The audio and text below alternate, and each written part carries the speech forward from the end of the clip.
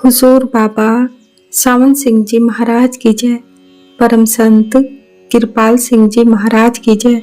प्रातःकालीन प्रवचन 20 अक्टूबर 1967। गुरु शिष्य के लिए क्या करता है? गुरु प्यारी साध संगत जी, गुरु शिष्य के लिए क्या करता है? इस प्रवचन में परम संत कृपाल सिंह महाराज जी ने फरमाया कि गुरु शिष्य की हर तरह से संभाल करता है, अर्थात उसकी सहायता तथा संरक्षण करता है। ठीक उसी तरह जैसे माँ बच्चे की संभाल करती है। बच्चा गंदगी से सन जाए तो नहला धुलाकर उसे साफ करती है, उसे दूध पिलाती है, गर्मी सर्दी से बचाने के लिए उपयुक्त पोशाक उसे पहनाती है, अपना सुख त्याग कर भी बच्चे को आराम पहुंचाती है। बच्चे का लालन पालन करने के लिए माता हर तरह की कुर्बानी करती है। अबोध बालक क्या जाने कि माता उसके लिए क्या कर रही है। यहाँ तक कि जब बच्चा गर्भ में होता है तो वह ऐसा कुछ नहीं करती जिससे बच्चे को तकलीफ हो। इसी प्रकार गुरु अपनी शरण में आए हर शिष्य की संभाल करता है और सब कुछ करके भी वह उसे जताता नहीं। शिष्य सपने में भी नहीं सोच सकता गुरु उसके लिए क्या कर रहा है। जैसे माँ हर तरह से बच्चे के खान पान, आराम और पोषण का ख्याल रखती है, वैसे ही गुरु हर तरह से शिष्य का ख्याल रखता है। उसके जीवन को सुखी बनाने के लिए सुख सुविधा के सभी साधन उसे उपलब्ध कराता है।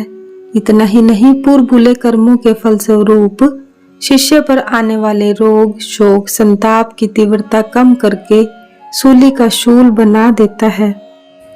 इसीलिए किसी जिंदा संत सतगुरु के चरणों का आश्रय मिलना एक बहुत बड़ा वरदान है। जैसे माँ बच्चे की खातिर अपना ऐशो आराम त्याग देती है, इसी तरह गुरु अपने दीक्षित बच्चों के लिए अपना सर्वस्व न्यौछावर कर देता है।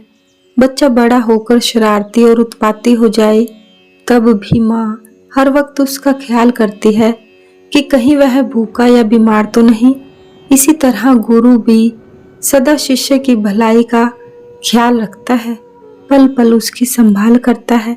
चाहे वह भटक भी जाए, शिष्य भले ही गुरु को छोड़ जाए या उससे विमुख हो जाए, गुरु शिष्य को कभी नहीं छोड़ता।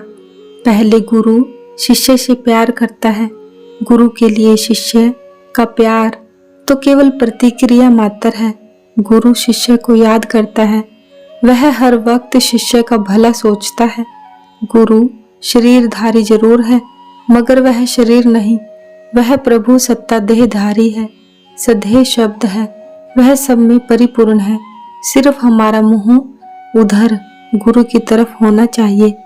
यदि हम बाहर से हटाकर अंतर्मुख हो जाएं, तो खुद अपनी आंखों से देख सकेंगे कि गुरु हमारे लिए क्या करता है।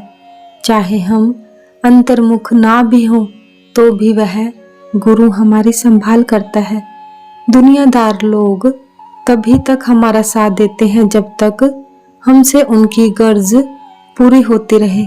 जहां गर्ज पूरी हुई तू कहाँ और मैं कहाँ, कैसी दोस्ती और कैसा साथ।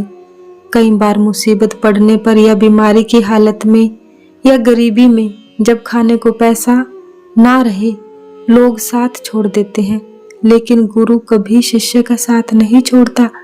आज्ञाकारी बेटे अंत समय तक माता पिता की सेवा करते हैं, परंतु अंत समय कोई मदद नहीं कर सकता।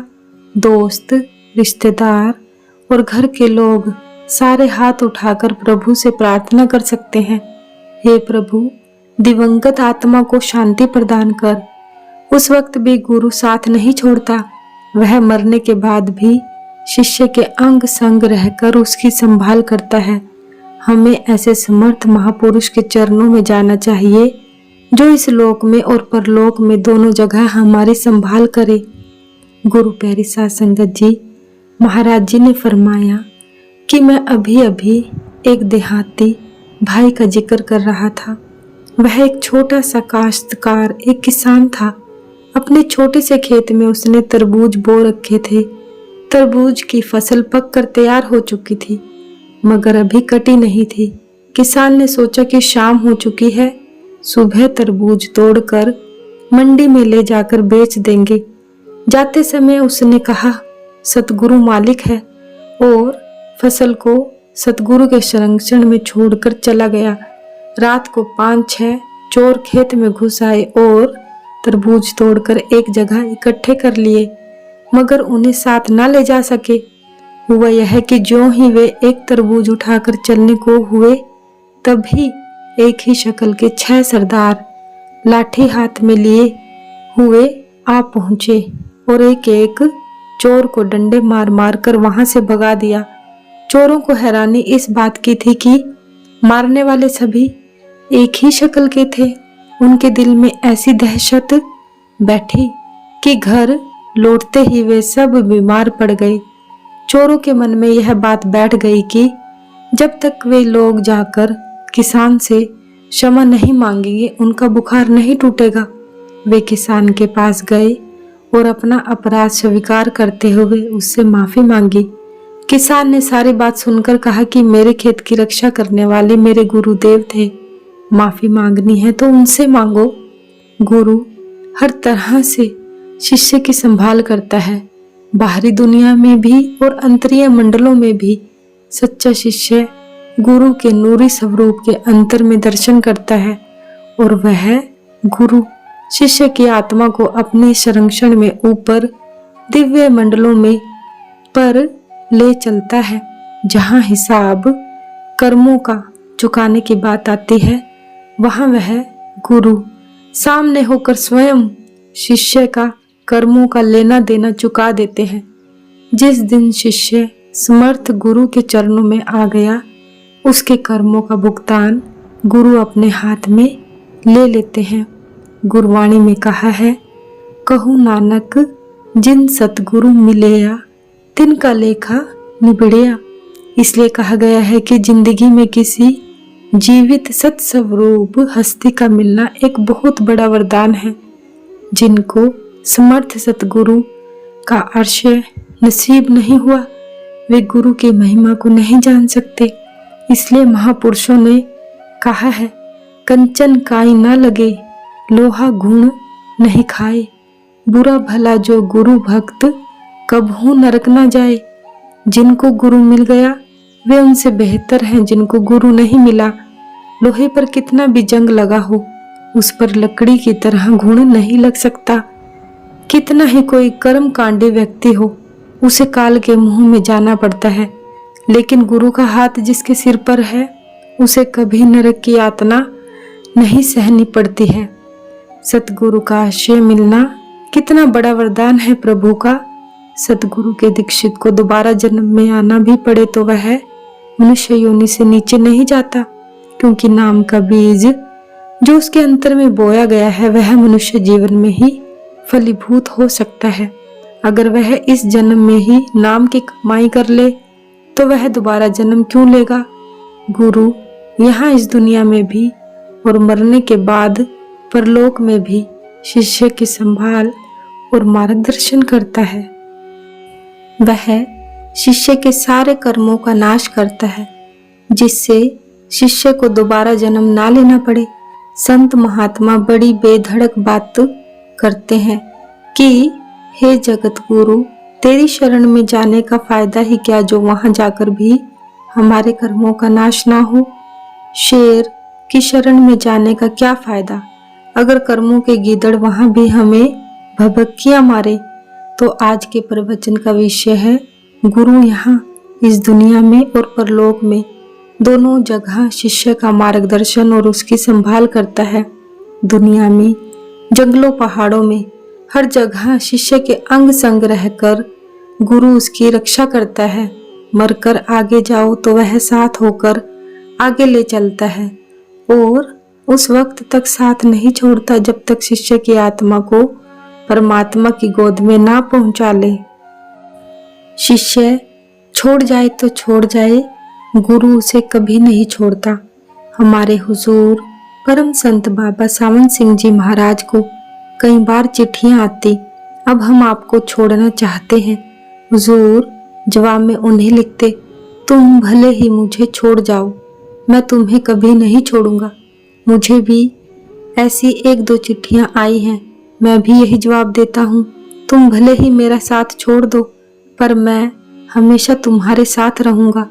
गुरवाणी में आता है, गुरु गुण केहो जगत, गुरा जे कर्म ना नासे, सिंह शरण कत जाइए जे जुप गरासे।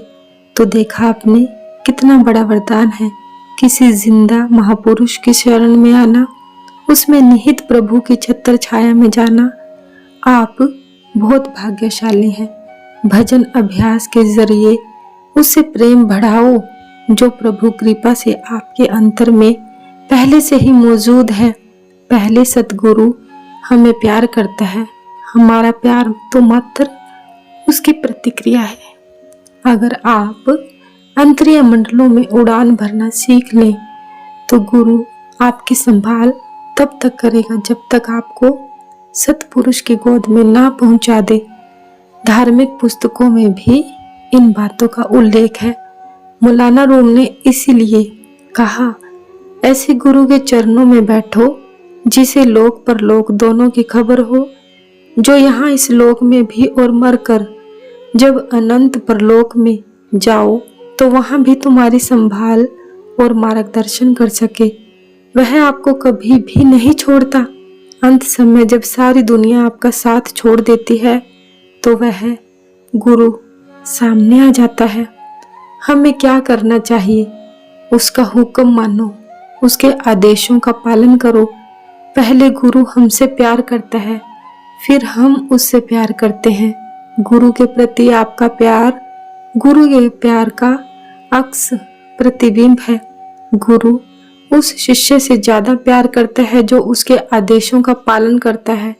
गुरु चाहता है कि आप पवित्रता धारण करें, नेक पाक जीवन जिए, अपना लेना देना प्रारब्ध कर्मों का खुशी से चुकाओ और निज घर जाओ। नामदान के अनुसार नामदान के समय सद्गुरु हमारे पूर्वले संचित कर्मों को खत्म कर देते हैं, लेकिन वे हमारे प्रारब्ध कर्मों को नहीं छेड़ते, अन्यथा हमारी जीवन लीला उसी क्षण समाप्त हो जाए। फिर जो कर्म हम इस जीवन में करते हैं उसके लिए एक लकीर खींच देते हैं, अर्थात एक मर्यादा निश्चित कर देते हैं, जिससे हम कर्मों के नए बीज ना बोएं, ताकि उनका फल भोगने के लिए हमें दोबारा जन्म ना लेना पड़े। यह तभी संभव होगा जब हमारे अंतर में कर्ता भाव ना रहे। जब तक अहंकार का भाव बना है, यह एहसास रहे कि मैं कर रहा हूँ, तो आना जाना बार बार जन्म मरण का सिलसिला बना रहेगा। कर्ता की भावना तभी खत्म होगी जब उस करण कारण प्रभु सत्ता को जाने, जो हमारे शरीर को और सारे जगत को चला रही है। तब शिष्य यही कहता है कि जो कुछ है वह प्रभु कर रहा है, मैं नहीं। करणहार परमात्मा है, मैं नहीं। जब जीव उस करण कारण प्रभु सत्ता को काम करते देखता है, बुद्धि विचार अथवा चिंतन मनन अध्ययन के आधार पर नहीं बल्कि अनुभव रूप में, तो वह जीव कहता है, मेरा किया कछु ना होए, जो हरि भावे सो होए। और तब वह कॉन्शियस को worker of the divine plan हो जाता है, उस प्रभु में अभेद हो जाता है, उस करण कारण प्रभु सत्ता का सचेतन सह कार्यकर्ता हो जाता है। सूफी फकीरों की शब्दावली में वह राजी बरजा हो जाता है, हर इच्छा को समर्पित हो जाता है। जब आप देखेंगे कि सब कुछ प्रभु कर रहा है, तो अच्छे बुरे कर्मों का फल कौन भोगेगा? आपने देखा, जिंदगी में किसी सत्य स्वरूप हस्ती के चरणों का आश्रय मिलना कितना बड़ा वरदान है। इस लोक और परलोक दोनों में हमें चाहिए कि उसकी आज्ञा का पालन करें।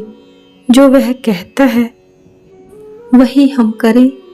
जब नाव पर बैठ गए तो उसमें बैठे रहो। आप नदी के पार दूसरे किनारे पर पहुंच जाओगे। आपको नदी में छलांग लगाने की जरूरत नहीं। अगर आप किश्ती से बाहर गिर भी जाएं, तो खेवट गुरु वहां पकड़कर आपको उबार लेगा। वह आपको डूबने नहीं देगा। जो गुरु आज्ञा का पालन करते हैं उनका इसी जीवन में बेड़ा पार है। जो नहीं करते उनको भी वह छोड़ेगा नहीं। एक बार उसने नाम का बीज बो दिया, वह अवश्य फलीभूत होगा। तो यहाँ हर रोज कोई ना कोई नई चीज आपको मिल रही है। यह असल में कोई नई तामील नहीं, वही पुरातन से पुरातन और सनातन से सनातन विद्या है। जो बरकत आपको यहाँ मिल रही है उसके लिए प्रभु का शुक्राना करो। अंत समय जब सभी इष्ट मित्र संबंधी साथी आपको छोड़ जाते हैं तो गुरु सामने आ जाता है। चल भाई, मैं तेरे साथ हूँ। जीते जी जिस्म छोड़कर ऊपर आओ या मरकर, दोनों स्थितियों में समर्थ गुरु आपकी संभाल करता है। हमारे हुजूर परम संत बाबा सावन सिंह जी महाराज कहा करते थे, गुरु इस स्थूल जगत में और मरने के बाद ऊपर दिव्य मंडलों में दोनों जगह शिष्य के अंग संग रहकर उसकी संभाल करता है। यहाँ इस दुनिया में जंगलों, पहाड़ों, बियाबानों में भी पल पल शिष्य की रक्षा और मार्गदर्शन करता है और मरने के बाद ऊपर के मंडलों में साथ होकर आगे ले चलता है और मंडल दर मंडल, सूक्ष्म और कारण मंडलों के पार निज धाम सचखंड सतनाम में लय कर देता है। सतगुरु महाराज की जय। सतगुरु तेरा ही आसरा, सच्चे पातशाह तेरा शुक्र है। जय गुरुदेव।